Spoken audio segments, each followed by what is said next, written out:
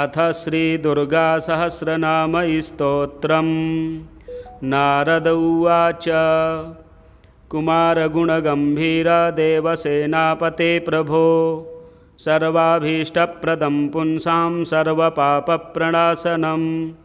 गुह्याद्गुह्यतरं स्तोत्रं भक्तिवर्धकमञ्जसा, मङ्गलं ग्रहपीडादिशान्तिदं वक्तुमर्हसि। स्कन्द उवाच। शृणु नारद देवर्षे लोकानुग्रहकाम्यया, यत्प्रक्षसि परं पुण्यं तत्ते वक्ष्यामि कौतुकात्। माता मे लोकजननी हिमवन्नगसत्तमात्, मेनायां ब्रह्मवादिन्यां प्रादुर्भूता हरिप्रिया, महता तपसाराध्य शङ्करं लोकशङ्करं, स्वमेव वल्लभं भेजे कलेवही कलानिधिं। नागानामधिराजस्तु हिमवान् विरहातुरः, स्वसुतायाः परीक्षीणे वसिष्ठेन प्रबोधितः। त्रिलोकजननी सेयं प्रसन्ना त्वयि पुण्यतः, प्रादुर्भूता सुतात्वेन तद्वियोगं शुभं त्यज। बहुरूपा च दुर्गेयं बहुनाम्नी सनातनी, सनातनस्य जाया सा पुत्री मोहं त्यजाधुना। इति प्रबोधितः शैलः तां तुष्टाव परां शिवां, तदा प्रसन्ना सा दुर्गा पितरं प्राह नन्दिनी। मत्प्रसादात् परं स्तोत्रं हृदये प्रतिभासतां, तेन नाम्नां सहस्रेण पूजयन् काममाप्नुहि। इत्युक्त्वान्तर्हितायां तु हृदये स्फुरितं तदा,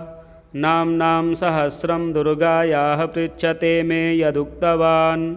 मङ्गलानां मङ्गलं तद्दुर्गा नाम सहस्रकं, सर्वाभीष्टप्रदां पुंसां ब्रवीम्यखिलकामदं। दुर्गा देवी समाख्याता हिमवान् ऋषिरुच्यते, छन्दोनुष्टुप् देव्याः प्रीतये क्रियते सदा। ऋषिश्छन्दांसि अस्य श्रीदुर्गास्तोत्रमहामन्त्रस्य हिमवान् ऋषिः अनुष्टुप् छन्दः। दुर्गा भगवती देवता, श्रीदुर्गाप्रसादसिद्ध्यर्थे जपे विनियोगः। श्रीभगवत्यै दुर्गायै नमः। देवी ध्यानम्। ॐ ह्रीं कालाभ्राभां कटाक्षैररिकुलभयदां मौलिबद्धेन्दुरेखां, शङ्खं चक्रं कृपाणं त्रिशिखमभिकरैर्द्रुद्वहन्तीं त्रिनेत्रां, सिंहस्कन्धाधिरूढां त्रिभुवनमखिलं तेजसा पूरयन्तीं। ध्यायेद्दुर्गां जयाख्यां त्रिदशपरिवृतां सेवितां सिद्धिकामैः। श्रीजयदुर्गायै नमः। ॐ शिवा थोमा रमा शक्तिरनन्ता निष्कलामला, शान्ता माहेश्वरी नित्या शाश्वता परमा क्षमा, अचिन्त्या केवलानन्ता शिवात्मा परमात्मिका, अनादिरव्यया शुद्धा सर्वज्ञा सर्वगाचला, एकानेकविभागस्था मायातीता सुनिर्मला, महामाहेश्वरी सत्या महादेवी निरञ्जना, काष्ठा सर्वान्तरस्थापि चिच्छक्तिश्चात्रिलालिता, सर्वा सर्वात्मिका विश्वा ज्योतिरूपाक्षरामृता, शान्ता प्रतिष्ठा सर्वेशा निवृत्तिरमृतप्रदा, व्योममूर्तिर्व्योमसंस्था व्योमाधाराच्युतातुला, अनादिनिधनामोघा कारणात्मकलाकुला, ऋतुप्रथमजा नाभिरमृतात्मसमाश्रया, प्राणेश्वरप्रिया नम्या महामहिषघातनी, प्राणेश्वरी प्राणरूपा प्रधानपुरुषेश्वरी, सर्वशक्तिकलाकामा महिषेष्टविनाशिनी, सर्वकार्यनियन्त्री च सर्वभूतेश्वरेश्वरी, अङ्गदादिधरा चैव तथा मुकुटधारिणी, सनातनी महानन्दाकाशयोनिस्तथेच्यते, चित्प्रकाशस्वरूपा च महायोगेश्वरेश्वरी, महामाया सुदुष्पारा मूलप्रकृतिरेशिका, संसारयोनिः सकला सर्वशक्तिसमुद्भवा संसारपारा दुर्वारा दुर्निरीक्षा दुरासदा प्राणशक्तिश्च सेव्या च योगिनी परमा कला महाविभूतिर्दुर्दर्शा मूलप्रकृतिसम्भवा अनाद्यनन्तविभवा परार्था पुरुषारणिः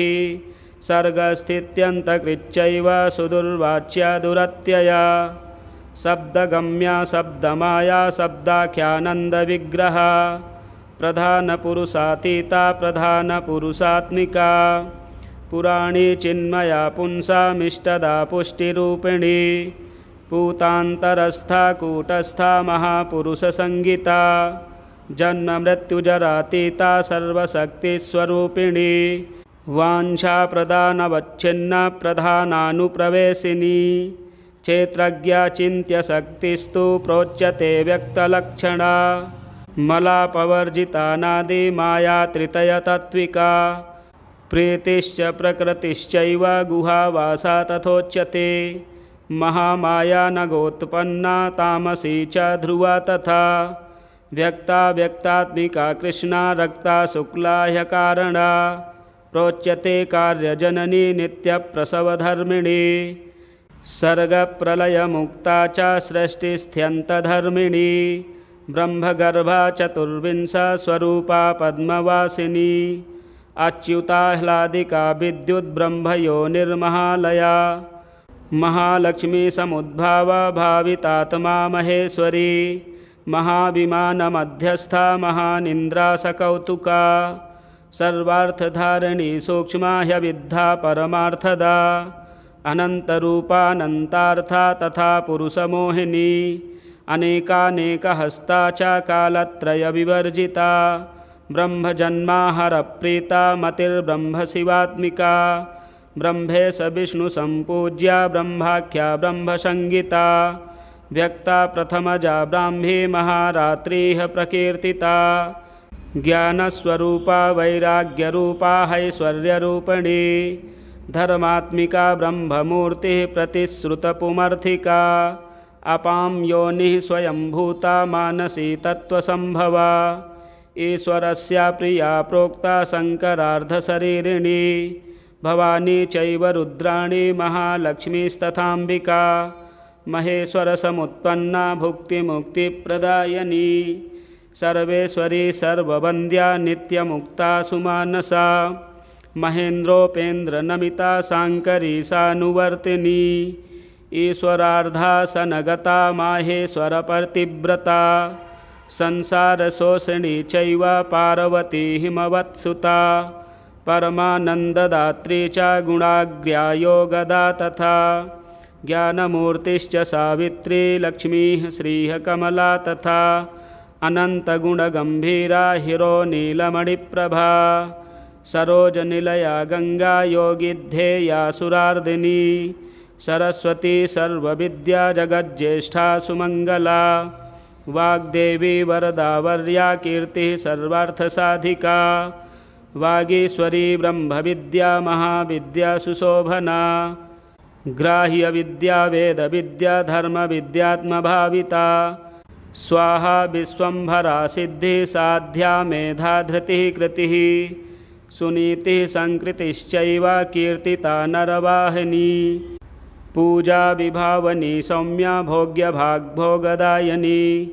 शोभावती शाङ्करी च लोला माला विभूषिता परमेष्ठी प्रिया चैव त्रिलोकी सुन्दरी माता नंदा संध्या कामधात्री महादेवी सुसात्विका महामहिषदर्पग्नि पद्ममालाघहारिणी विचित्रमुकुटारामा कामदाता प्रकीर्तिता पीताम्बरधरा दिव्यविभूषणविभूषिता दिव्याख्या सोमवदना जगत्संसृष्टिवर्जिता निर्यंत्रा यंत्रवाहस्था नंदनी रुद्रकालिका आदित्यवर्णा कौमारी मयूरवरवाहिनी पद्मासनगता गौरी महाकाली सुरार्चिता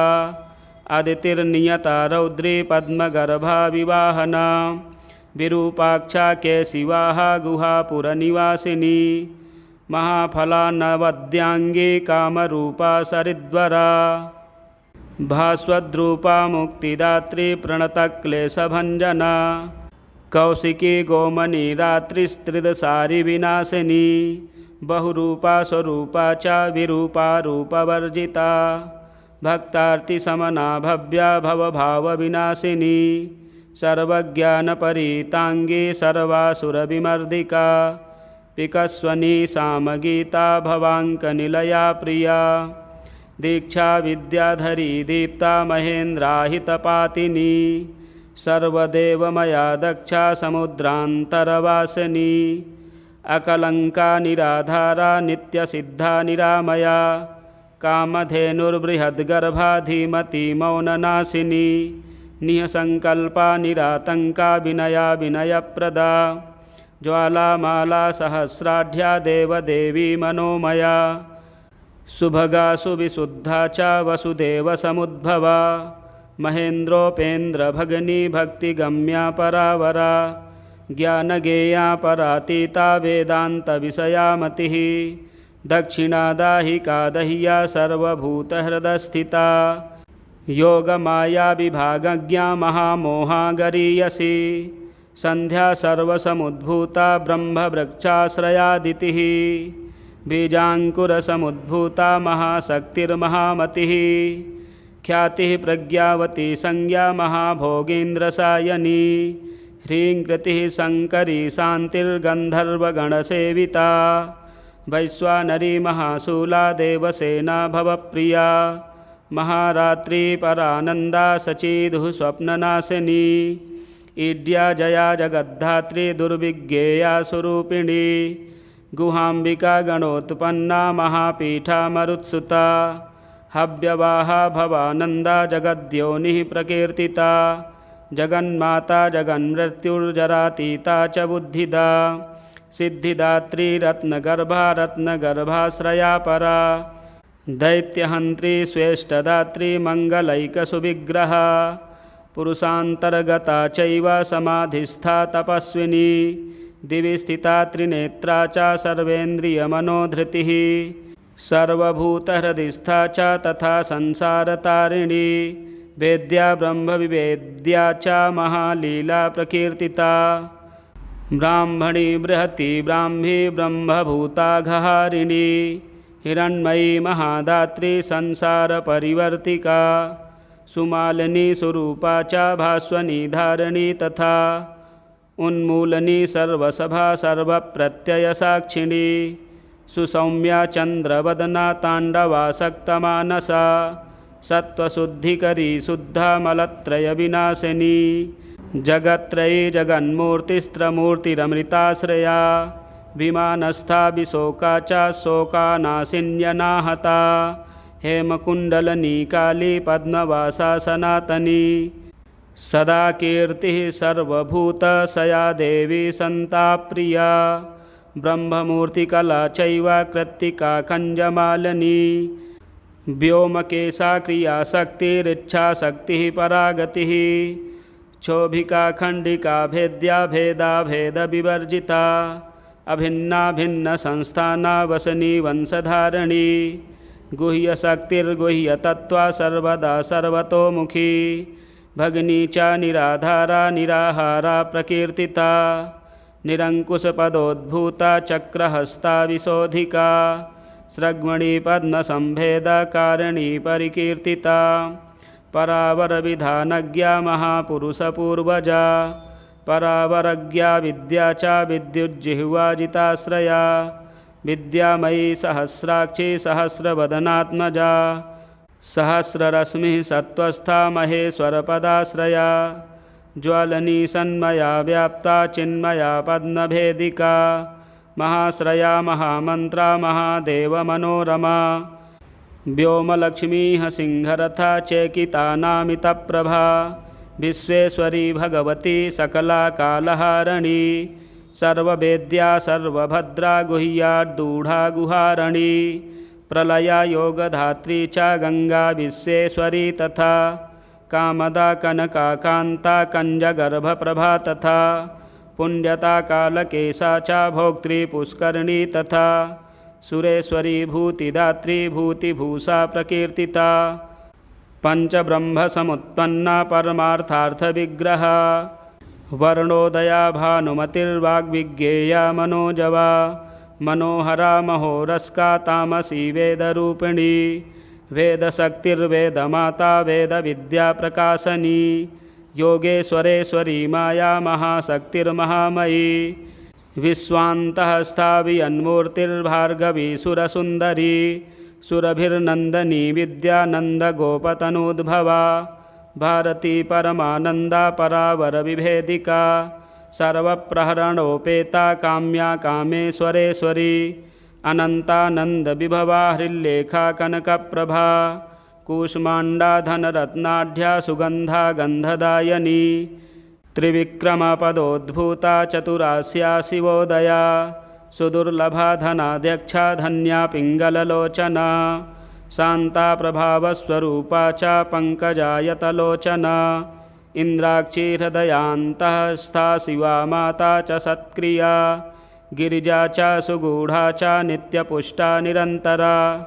दुर्गा कात्यायनी चण्डी चन्द्रिका कान्तविग्रहा हिरण्यवर्णा जगति जगद्यन्त्रप्रवर्तिका मन्दराद्रिनिवासा च शारदा स्वर्णमालिनी रत्नमाला रत्नगर्भा व्युष्टिर्विश्वप्रमाथिनी पद्मानन्दा पद्मनिभा नित्यपुष्टा कृतोद्भवा नारायणी दुष्टशिक्षा सूर्यमाता वृषप्रिया महेन्द्रभगनी सत्या सत्यभासा सुकोमला वामा च पञ्चतपसां वरदात्री प्रकीर्तिता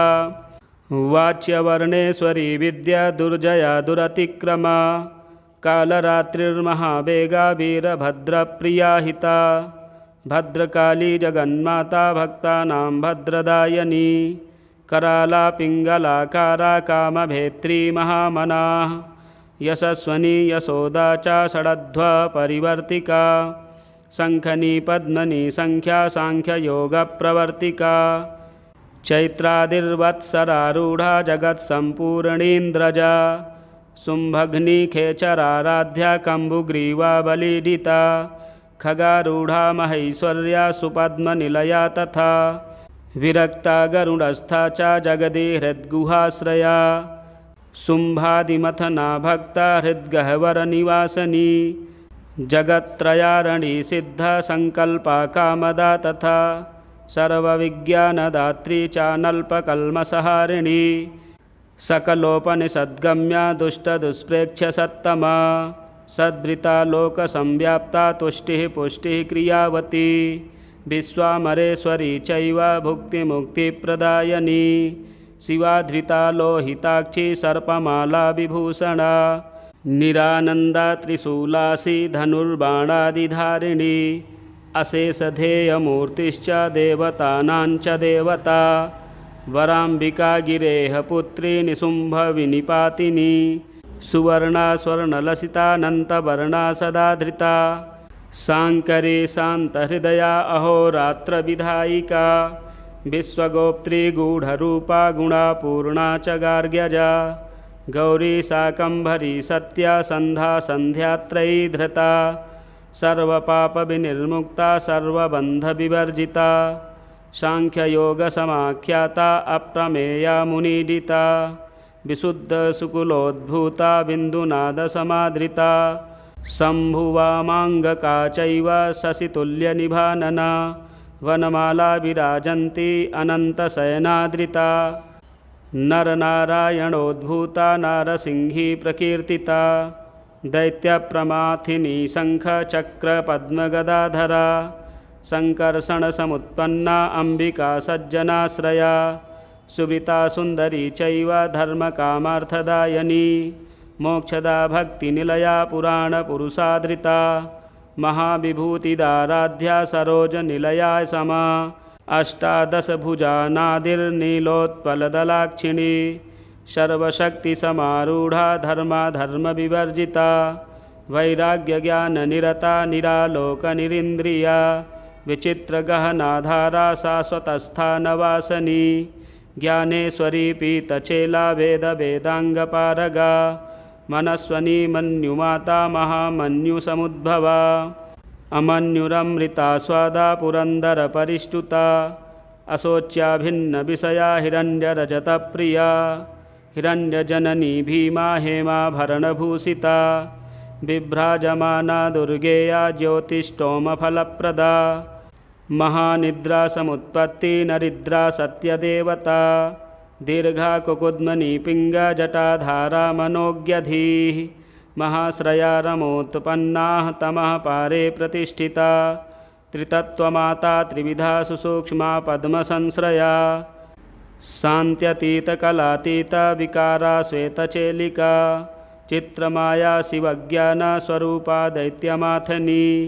काश्यपी कालसर्पाभ वेणिका शास्त्रयोनिका त्रयीमूर्तिः क्रियामूर्तिश्चतुर्वर्गा च दर्शनी नारायणी नरोत्पन्ना कौमुदी कान्तिधारिणी कौशिकी ललिता लीला परावरविभावनी वरेण्या भूतमहात्म्या वडवा वामलोचना सुभद्रा चेतनाराध्या शान्तिदा शान्तिवर्धनी जयादिशक्तिजननी शक्तिचक्रप्रवर्तिका त्रिशक्तिजननी जन्या षट्सूत्रपरिवर्णिता सुधौतकर्मणाराध्या युगान्तदहनात्मिका संकर्षणी जगद्धात्री कामयोनिः किरीटिनी ऐन्द्री त्रैलोक्यनमिता वैष्णवी परमेश्वरी प्रद्युम्नजननी बिम्बसमोष्ठी पद्मलोचना मदोत्कटा हंसगतिः प्रचण्डा चण्डविक्रमा वृषाधीशा परात्मा च विन्ध्या पर्वतवासिनी हिमवन्मेरुनिलया कैलासपुरवासिनी चाणुरहन्त्री नीतिज्ञा कामरूपा त्रयी तनुः मृतस्नाता धर्मशीला सिंहासननिवासिनी वीरभद्राधृता वीरा महाकलसमुद्भवा विद्याधरार्चिता सिद्धसाध्याराधितपादुका श्रद्धात्मिका पावनी च मोहनी अचलात्मिका महाद्भूता वारिजाक्षी सिंहवाहनगामिनी मनीषणी सुधावाणी वीणावादनतत्परा श्वेतवाहनी सेव्या च लसन्मतिररुन्धती हिरण्याक्षी तथा चैव महानन्दप्रदायिनी वसुप्रभासुमाल्याप्तकन्धरा पङ्कजानना परावरावरारोहा सहस्रनयनार्चिता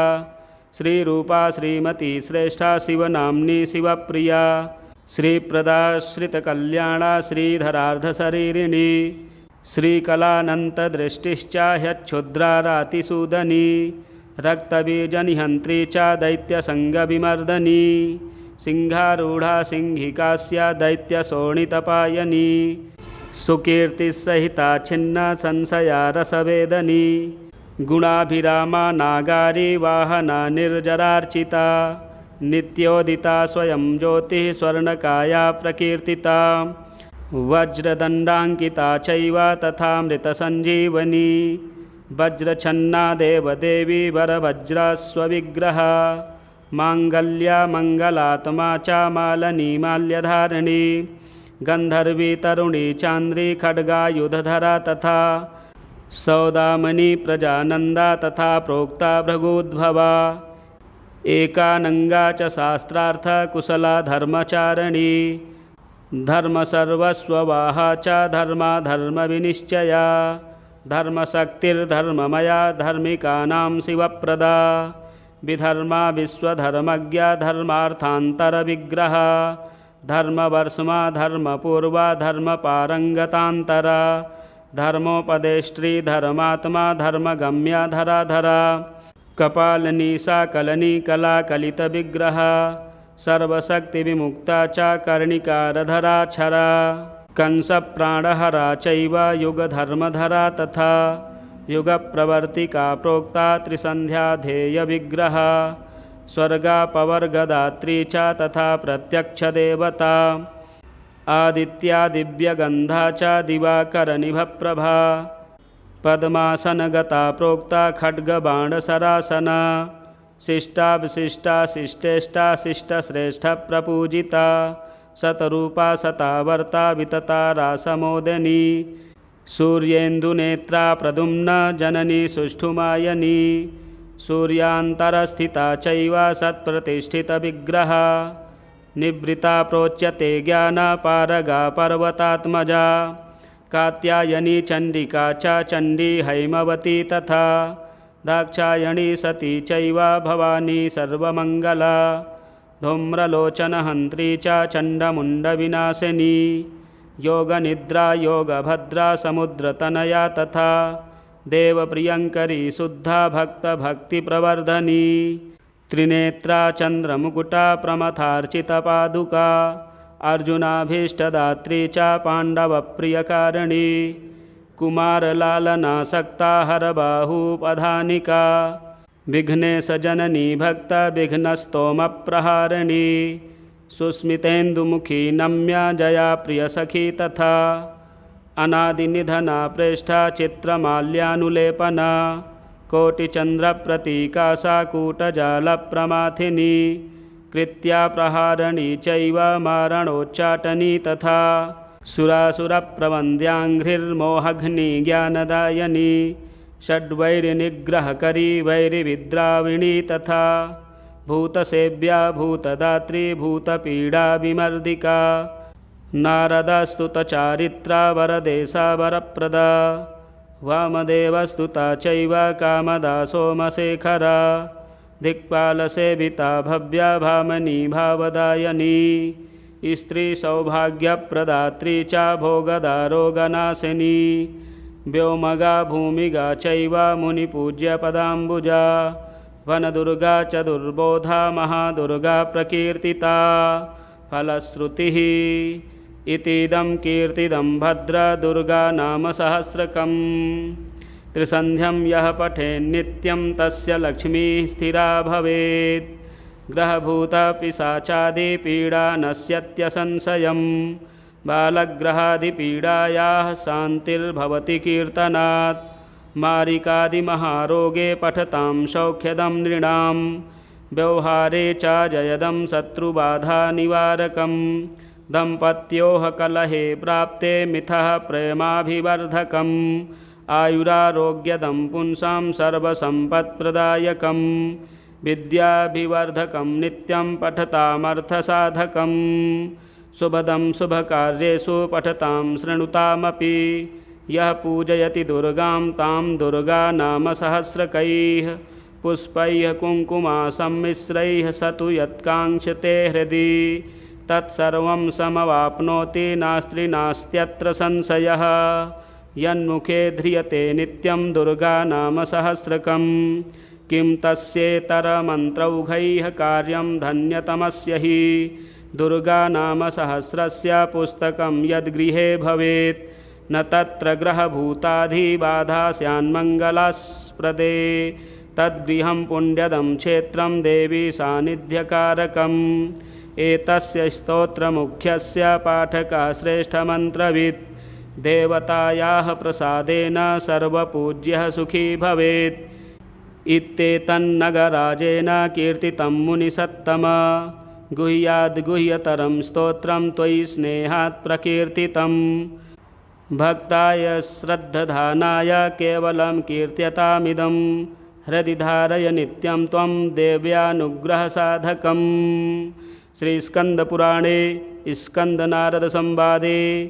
उमा दुर्गा सहस्रनाम स्तोत्रम संपूर्णम्। शारदीय नवरात्रि के पावन उपलक्ष्य में भगवती जगदम्बा श्री दुर्गा जी के ये सहस्रनाम स्तोत्रों का पाठ करने से सभी प्रकार के विघ्न बाधाएं दूर होती हैं। आप पाठ अपने घर में अवश्य श्रवण करें और यदि आपको वीडियो अच्छा लगा हो तो चैनल को भी सब्सक्राइब करें, वीडियो शेयर करें, लाइक करें। अगले वीडियो में मिलते हैं। जय दुर्गे।